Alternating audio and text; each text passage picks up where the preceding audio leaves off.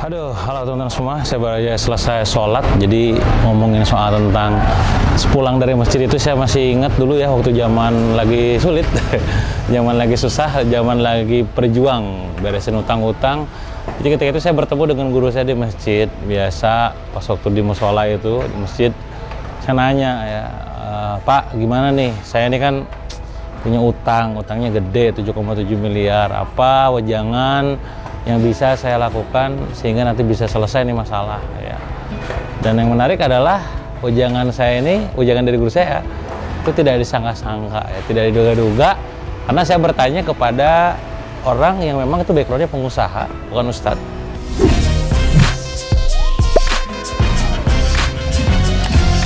Tapi justru malah pendekatan spiritual. By teman-teman semua, seperti yang juga teman-teman mungkin tahu, yang namanya utang itu pasti bikin kita pusing ya, karena memang dari sonanya begitu ya. Orang-orang yang punya utang, yang sekarang punya utang, itu pasti ngalamin kondisi gelisah, bingung, puyeng ya, lemas bawaannya, terus juga frustasi udah pasti ya, terus juga kadang jadi pelit ya karena nggak ada duit, terus tiba-tiba gak sedekah dan pengecut ya. Dan itu seiring dengan kisah yang pernah diceritakan bagaimana dulu Rasulullah itu pernah bertemu dengan salah seorang sahabat yang ada di masjid.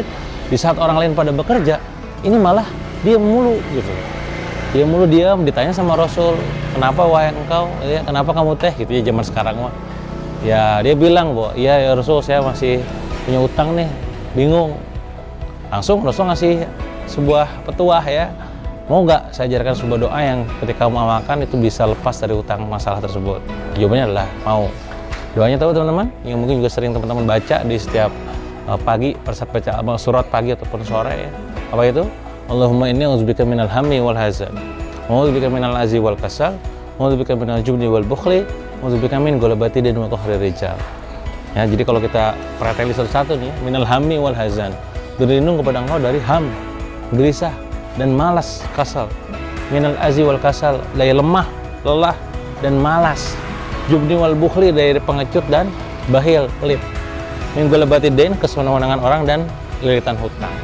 Nah memang bawaan oroknya gitu ya, kita yang sekarang punya utang itu ya memang begitu gitu. Nah maka perlu buat kita minta pertolongan kepada Allah. Nyambung ke pesan yang disampaikan sama guru saya ya. Jadi apa pesannya teman-teman? Nomor satu pesannya nih ya, Mas, kalau memang Mas pengen dibantu sama Allah ya, maka tugas kita adalah harus sering-sering bantu orang katanya. Bayangkan di saat kita lagi sulit ya, lagi susah, kita disuruh malah nolong orang lain, kan aneh ya. Tapi prinsipnya memang begitu tuh, bantu orang lain dahulu, dibantu Allah kemudian.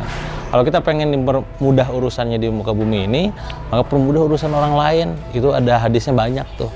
Nah, maka ahaman buat kita, buat pengusaha ataupun teman-teman semua yang sekarang lagi punya masalah, bantu orang lain, ringankan urusan orang lain. Semoga dengan begitu Allah membantu kita. Hal jazaul ihsan ilal ihsan. Tidak kebaikan kecuali dibalas dengan kebaikan pula. Itu nomor satu. Jadi bantu orang yang banyak itu amalannya.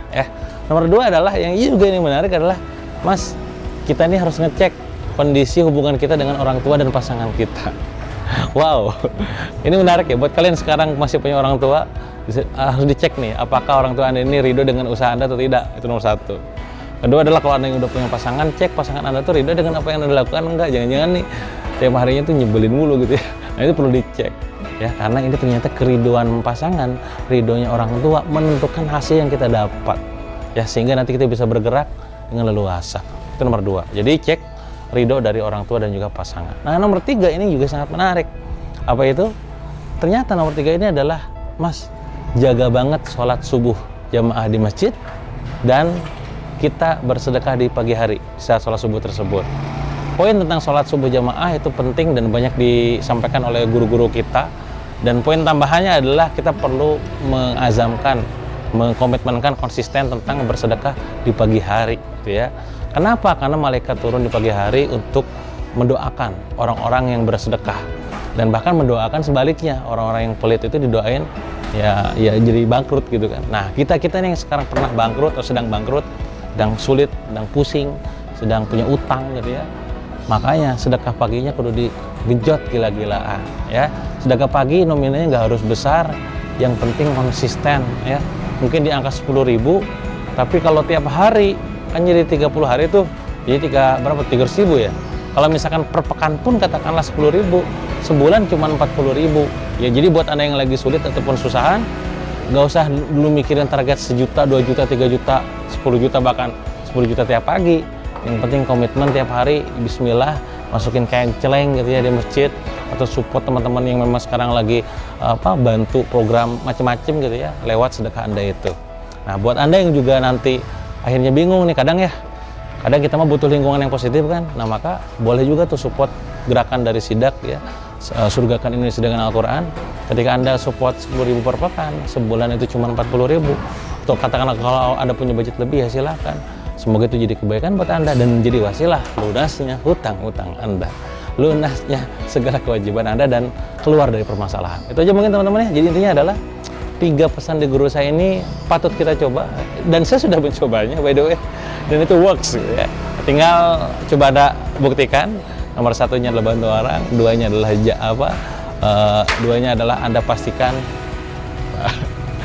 1-nya adalah bantu orang, yang keduanya adalah kita perlu sholat subuh, perlu mengecek ridho. Yang pertamanya adalah bantu orang, yang kedua adalah cek ridho orang tua dan pasangan, yang ketiga adalah subuh di masjid dan sedekah di subuh hari. Sekali lagi, kalau mau support gerakan Sidak, silakan kolom komen dicek dan deskripsinya dicek, langsung sedekah di situ ya. Itu aja mungkin, insya Allah ketemu lagi di lain waktu.